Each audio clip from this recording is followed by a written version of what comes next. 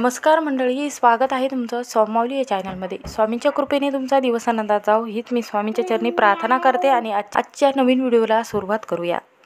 तर पहा, आज आहे रामनवमी।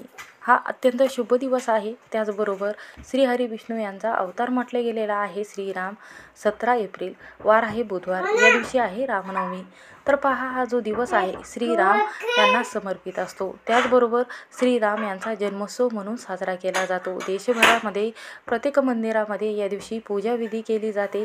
विविध प्रकारची फुले अर्पण केली जातात, विविध प्रकारचे नामजपसुद्धा केले जातात। त्याचबरोबर श्रीराम सेवा व उपासना देखील करत असतात। तर पहा, या दिवशी आपल्याला इथे ही जी वस्तू आहे, ही एक वस्तू आपल्याला श्रीरामाजवळ जिथे मूर्ती आहे किंवा फोटो आहे जवळ आपल्याला ही जी वस्तू आहे ती अर्पण करायची आहे।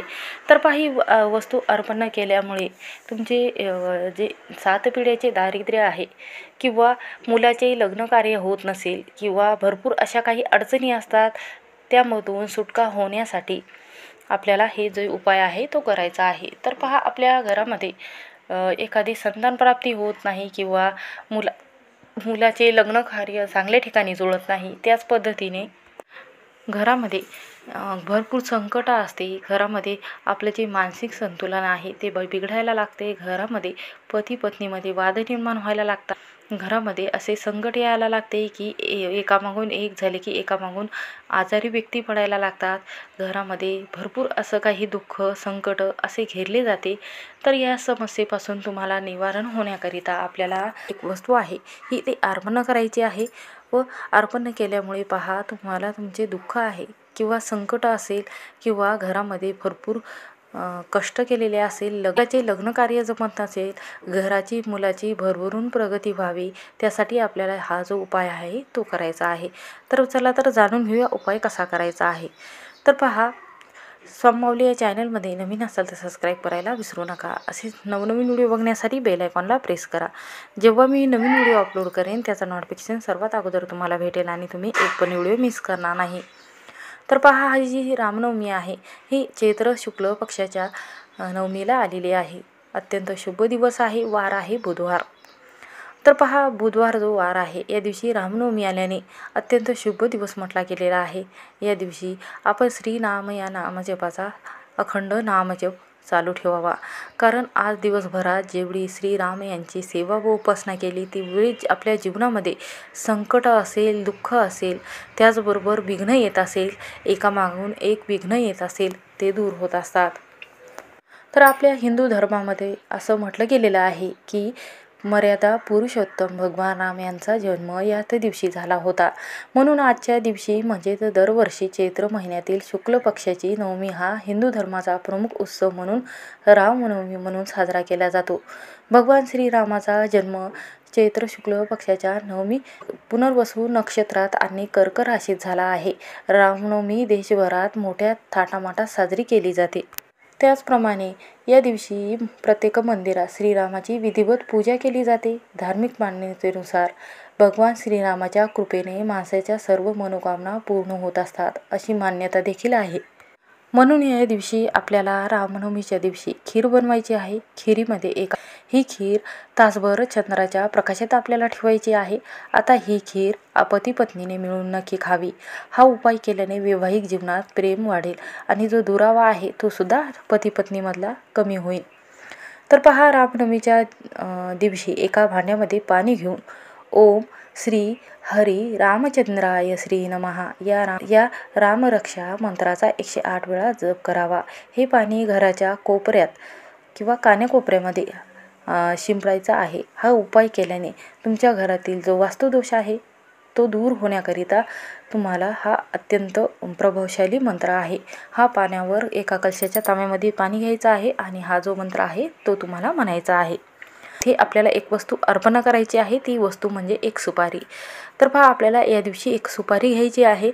तर पहा, सुपारी घेत असताना ती स्वच्छ असावी, कुठे तुटलेली किंवा छद्र पडलेली नसावी, नवीन कोरी तुम्हाला सुपारी घ्यायची आहे।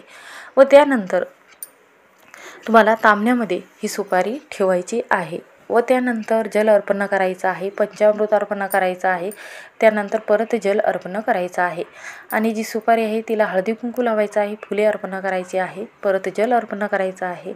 आणि त्यानंतर ही जी सुपारी आहे ती स्वच्छ पुसून घ्यायची आहे व त्यानंतर एक तांब्याचं ताट किंवा स्टीलचं ताट तुम्ही ते घेऊ शकता. त्यामध्ये अखंड तांदूळ तुम्हाला प्लेटमध्ये टाकायचे आहे. त्या अगोदर पहा, तुम्हाला जे हळद आहे ती तुम्हाला त्यामध्ये गंगाजल टाकायचं आहे आणि ते भिजवायचं आहे. आणि जी प्लेट तुम्ही घेतलेली आहे त्या प्लेटमध्ये तुम्हाला स्वस्तिक काढायचं आहे. स्वस्तिक काढल्यानंतर तुम्हाला यावर तांदळाची रात जी आहे, अखंड तांदूळ आहे ते ठेवायचे आहेत. आणि त्यानंतर जी सुपारी आहे ती तुम्हाला त्यावर ठेवायची आहे. तर पहा, तुम्ही विड्याचे पान जर तुमच्याकडे असेल तर 2 विड्याची पाने ठेवावे, त्यावर सुपारी ही तुम्हाला ठेवायची आहे. आणि त्याची तुम्हाला हळदी कुंकू लावून चंदन लावून व्यवस्थित पूजा करून घ्यायची आहे. अगरबत्ती धूप लावायचा आहे आणि त्यानंतर आपल्याला सेवा करायची आहे. आणि त्यानंतर आसन घ्यायचं आहे. आसन अगोदरच घ्यावं. पूजा करत असताना कधीही फरशीवर बसून पूजा करू नये, कारण जर आपण फरशीवर बसून आसन न घेता जर पूजा केली तर सगळी जी पूजा केलेली आहे ती इंद्रदेवाला जाते. म्हणून तुम्ही कधीही पूजा करत असताना आसन घ्यावे. आणि पहा, त्यानंतर तुम्हाला दिवा प्रज्वलित केल्यानंतर देवाला आपल्या मनातील जी इच्छा आहे ती बोलायची आहे. व त्यानंतर श्री विष्णू सहस्त्रनाम याचं पठण आपल्याला 3 वेळा करायचं आहे. व त्यानंतर तुम्हाला जे रामरक्षा स्तोत्र आहे श्रीराम यांचं ते 1 वेळा म्हणायचं आहे. आणि श्रीराम यांचं जे मंत्र आहे तो मंत्र बघा, ओम श्री हरी रामचंद्राय श्री नमः. हा जो मंत्र आहे हा श्रीराम यांचा रामरक्षा मंत्राचा 108 वेळा एक जपमाळ तुम्हाला करायचा आहे. तर पहा, हा जो मंत्र जप आहे हा जर मंत्र जप केल्याने घरामधील जी नकारात्मकता आहे, शत्रुपीडा आहे, त्याचबरोबर करणी बांधा कोणी केलेली असेल, घरामध्ये वाईट शक्ती असेल, ती घराबाहेर निघून घरामध्ये सर्व चांगल्या गोष्टी व्हायला लागतात. म्हणून हा जो उपाय आहे तो नक्की करून बघा व तुमच्या मनातील जी इच्छा आहे ती तुम्ही श्रीराम यांना बोलून दाखवायची आहे. व तुमचे जे संकट आहे किंवा तुमच्या घरामध्ये संतानप्राप्ती होत नसेल, घरामध्ये दुःख असेल किंवा पैसा नसेल, धनधान्याला बरकत येत नसेल, ते श्रीराम यांना तुम्हाला बोलून दाखवायचं आहे. अशी सेवा व श्रीराम या नामजपाचा अखंड जप तुमच्या मनामध्ये चालू ठेवायचा आहे. श्रीराम श्रीराम असा अखंड नामजप दिवसभरात तुम्हाला 12 वाजेपर्यंत जेवढा जमेल, तुम्ही कामात असो किंवा कोणतेही काम करत असो, स्वयंपाक करत असो, घरातील कोणतेही कामं असेल, व्यवसायामध्ये काही बसलेले असेल तर तुम्हाला अखंड नामजप करायचा आहे. तुमच्या ज्याने जर कोणताही उपाय करणे शक्य होत नसेल किंवा श्रीराम यांचं स्तोत्राचं पठण करणे शक्य होत नसेल तर तुम्ही हा जो मंत्र आहे श्रीराम हा मंत्र अखंड जप चालू ठेवावा. या जपाने तुमचे सर्व दोष नाहीसे होतात. श्री स्वामी समर्थ.